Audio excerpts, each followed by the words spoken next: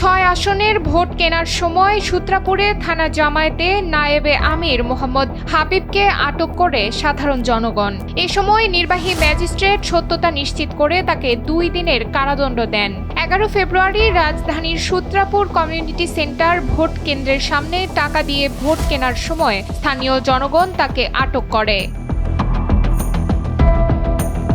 প্রত্যক্ষদর্শী ও স্থানীয় সূত্রে জানা যায়, সূত্রাপুরের 44 নং ওয়ার্ড একটি চাউলের দোকানে সূত্রাপুর থানা জামায়াতের নায়েবে আমির মোহাম্মদ হাবিব ভোটারদের কাছে টাকা প্রদান করার সময় এলাকাবাসী তাকে ধরে ফেলে। পরবর্তীতে নির্বাহী ম্যাজিস্ট্রেট ঘটনাস্থলে পৌঁছে যাচাই বাছাই শেষে ঘটনার সত্যতা পায়। ম্যাজিস্ট্রেট তাকে 2 দিনের কারাদণ্ড প্রদান করেন।